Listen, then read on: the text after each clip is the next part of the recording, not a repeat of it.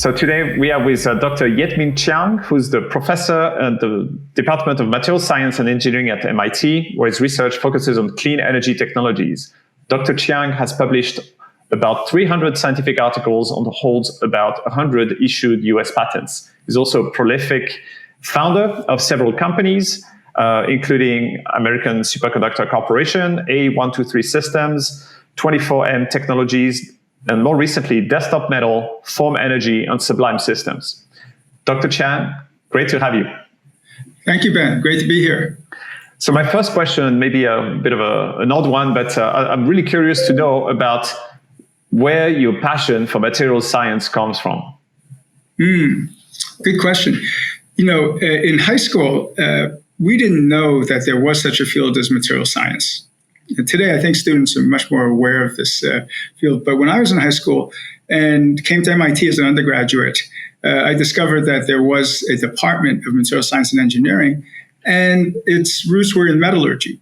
It turns out that, when I was in high school, I did a lot of car mechanics and worked on, did woodworking.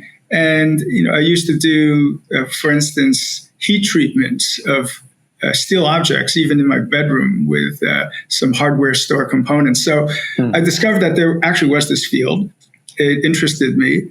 The other thing that pushed me in that direction was that I took organic chemistry my freshman year and did miserably and realized that I didn't have the talent to go into biology or medicine. So that's how I ended up in material science. So that's a big loss for carpentry and I suppose car mechanics as well. But, Not really. but a win for other fields. So another, of course, a big question is you've been part of the founding team of 3 recent climate tech companies, 2 of them being now unicorns. One went public, called Desktop Metal, focused on metal 3D printing. Another one called Form Energy, which recently raised a very large Series E of 450 million.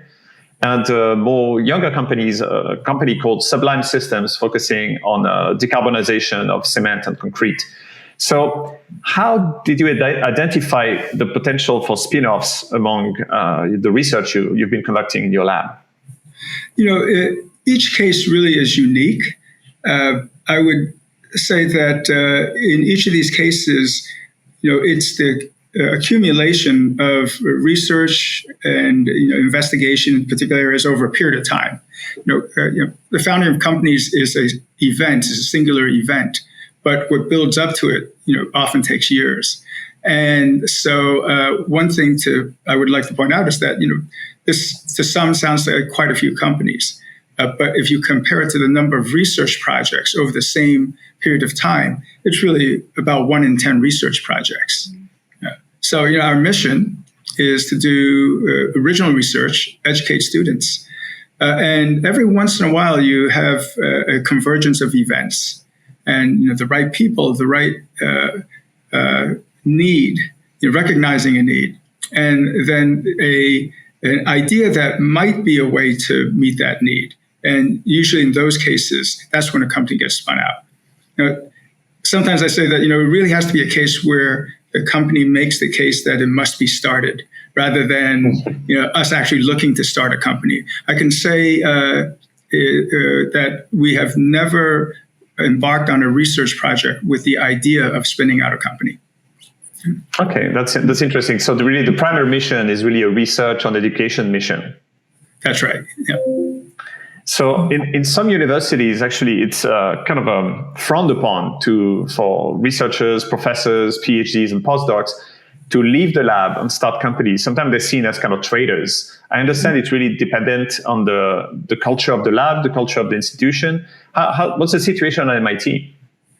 Well, I think that used to be the case. I think there may be still a few places where there is that kind of sentiment. But at MIT and many of our peer institutions, I think that has changed a lot in perhaps the last 2 decades. And one event at MIT that I remember is when criteria for promotion of faculty changed slightly to include a new statement of impact. It really comes down to how you choose to have impact. And that new statement of impact was to identify new products and processes developed. Okay? And that clearly pointed to the idea of doing things with real-world impact. MIT is an engineering school, always has been one. And so impact comes in many forms. And it's publications, it's teaching, it's in some cases entrepreneurship. So I think that the day job of research and education, that must be met.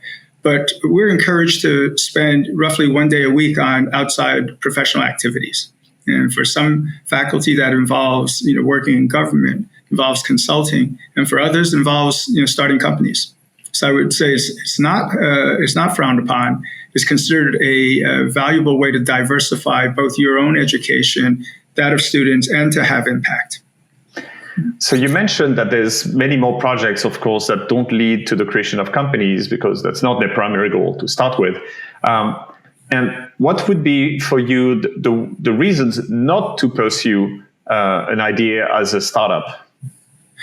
Well, I think that there are a lot of cases where we do research that applies to, let's say, a technology that's already well underway.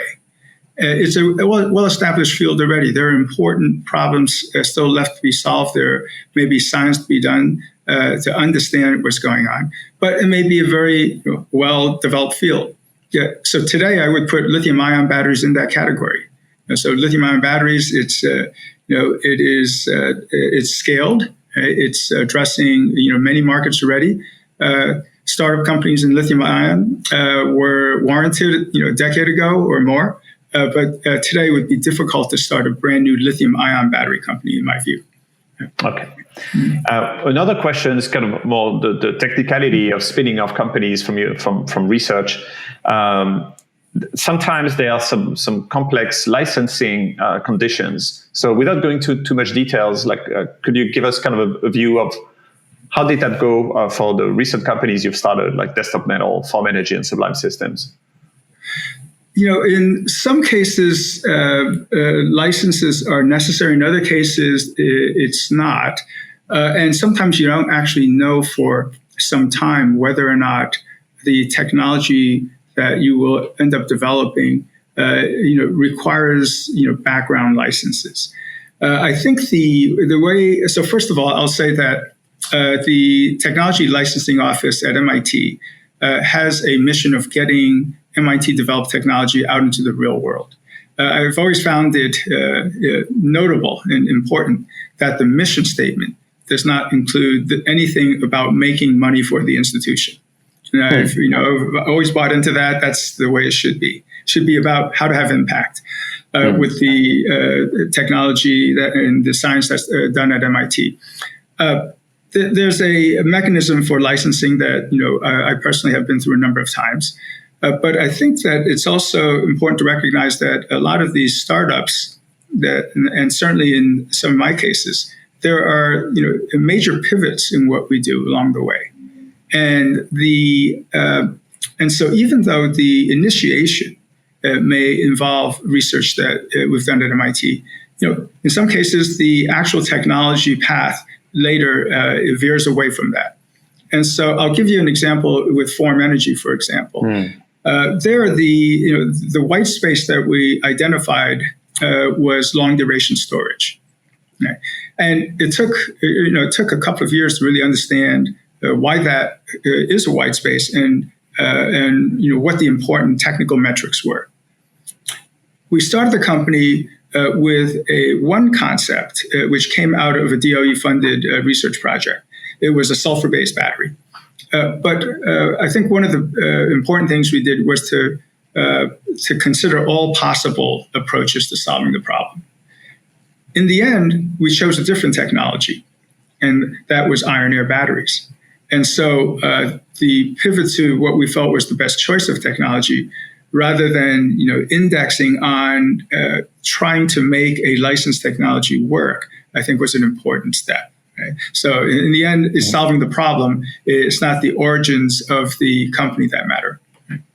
That's very interesting. I actually recall from the interview I conducted last year with your co-founder, Matteo Jaramillo, the co-founder of Form Energy, who was explaining how you started the company with this kind of problem statement rather than the technology choice, which was already pretty unusual. And another thing that actually struck me was how he described that you built the team also initially. So can you tell a bit more about how you went about building the initial teams for the recent spin-offs of like Desktop Metal, Form, and Sublime? Yes, that's an interesting question, because I think there are many models for doing this, and every company is unique. Form is unique in the sense that we had 5 founders, all with deep background in energy storage and batteries in particular, right? And that allowed us to get a fast start, and had many recognized benefits of doing it that way. But that's not a very common situation. Right? Sublime, on the other hand, the founders are Leah Ellis, who is now the CEO, who did her postdoctoral research with me, on this concept of electrochemical cement, and I'm the other co-founder. And in this case, it's a first-time CEO, first-time co-founder, and their companies nucleate in different ways. And what I think is important about the ecosystem that we have and the kind of venture investors that we have is that there's a willingness to support both kinds of startups. And for example, the Engine funded both of these companies. Okay. So the Engine is the fund associated with MIT and focusing on deep tech, on the hard tech. Tough tech, right. Tough tech, right? Where Katie Ray is the CEO, the lead person at the Engine, and so Katie, I really credit her with the fact that she's really supported and funded a number of first-time founders, right? First-time CEOs. And then, on the other hand, there's Form Energy as the other example. It's probably, in terms of having the largest number of experienced founders, is the most extreme case that I've been associated with. Yeah. So you mentioned in an earlier conversation we had that sometimes actually having this exchange between startups and the private sector on research and academia creates some kind of circular economy of ideas around research, that basically you get actually also ideas from interacting with corporations and startups. Could you tell more about that? Yes, the conversation we had was about where ideas for companies come from and where ideas for research comes from. Mm-hmm. And there has been I'll call it a historical view, that the path is sort of one way, that university researchers come up with new science, new technology. They develop those ideas to a point where you can hand them off, and then startups and established companies take it the rest of the way. And what I've been recognizing recently is that a lot of the ideas that then germinate inside these startups, they're actually great research ideas, and we need to open the flow and have it go back the other direction. Okay. And is that because startups are not able to pursue those ideas themselves, for instance? That's right. If you think about the brain trust that we have at some of these startups, they're great teams of people who, in their last job, were scientists. Right? They were very good at their job. They've now chosen to become entrepreneurs. But that doesn't mean that they turn off their scientific brains at that point. And so, they continue to be creative ideas. And sometimes, the ideas are a little bit out of scope, or they may take too long, or there may be too much science risk involved. And what I've been finding is that with the startups that I work with, I've been finding ideas that then I bring back to MIT, and we are able to do research on that. I'll give you one example, a specific example. 24M Technologies. The initial idea was born while I was on a sabbatical at A123 Systems. It was shortly before A123 had its IPO. The development of lithium iron phosphate batteries was well underway. And this was a different idea about how to manufacture lithium-ion batteries that was very early and needed a lot of research. And so with the agreement of the management and leadership at A123 Systems, we then spun that back out and did research at MIT on it, and then later formed 24M. Right? Yeah. And so that was, for me, an early example of how the flow could go the other way. Right? And it's not just me, it's not just my ideas, it's the ideas of others at the companies that I've worked with. Currently, there are a couple of such ideas that we're working on that aren't mature enough to talk about, but in a couple of years, I might be able to point to another example of something that's, the roots of this idea happened at 24M or at Desktop or at Form, and now it's become a research project that then closes that circle by leading to another spin-out. Well, we'll need to have you back for an update then. I remember another question that we touched upon in our preparation was about this idea that even though we try to categorize climate technologies into just energy or just storage or just carbon sequestration, we see that now technology and solutions are starting to overlap with technologies that tend to do multiple things. Like, is this something you see as a trend? It is, and the way that I'm encountering it is that a lot of these clean energy technologies, are tied to natural resources in an unavoidable way. Iron air batteries. The reason they're compelling is because they can benefit from a very well-established global supply chain, iron on every continent. Right? But in order to make iron ore batteries, you now need to get a source of iron, and extraction and mining of iron starts to come up, and hydrogen reduction of iron starts to come up. And so I think that especially in the drive to scale clean tech, we cannot separate ourselves from natural resources. And so mining becomes an interesting topic. Mm. If you're going to be mining, then you also have the opportunity to think about carbon sequestration, right?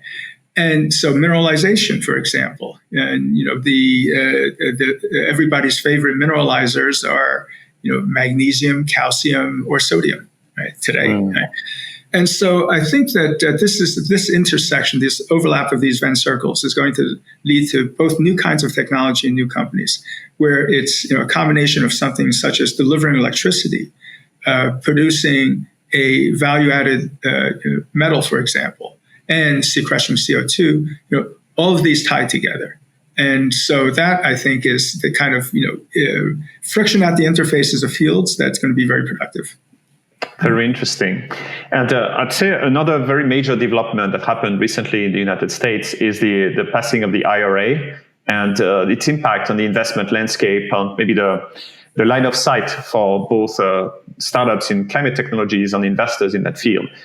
So even though on a macro level, it seems that many countries' economies are going through a bit of a difficult phase, and the late stage funding seem to be also slowing down significantly. Do you see that happening as well in the fields you're in and in climate tech at large?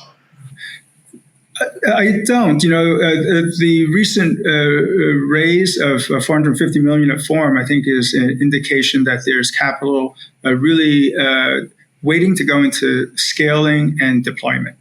Right, and so the IRA, I think, first, it's amazing. It's the largest investment in clean tech we've ever seen. It's a tide that's lifting all boats, right? And what it will do, if I just take Form Energy as an example, it will allow us to scale faster to reach the targets that had already been set earlier. Multiple, so hundreds of gigawatt hours of storage in rough numbers within the next 10 years or so. And whereas it might have, might have taken a number of years, we can now shave a number of years off of the original timeline. And that, I think, is going to be the impact, the sort of accelerating the scaling and deployment of these technologies. And that's really what we need to do to have impact. So it's a really stark contrast with the time when Form Energy started and wasn't even sure it could raise, the next round. That's right. Yeah. So basically, what you're also saying here is that this legislation is helping because now with hard numbers on capital, we're no longer working just with assumptions, right? Yes, and in addition, I think the markets are now there and they're recognized. And so this combination of technologies reaching that point of maturity, this broad-based support, and the readiness of the markets, I think it's going to be a very exciting time in the coming few years. All right. Well, Dr. Chiang, I think we're about that time, and it's great to hear that from your perspective, climate technologies at large are not suffering from a dark cloud, but seem to be, in fact, very sunny. Yes, the problem is dark, but we are optimists. Excellent. Well, Dr. Chiang, thank you very much. Thank you. Great to be with you.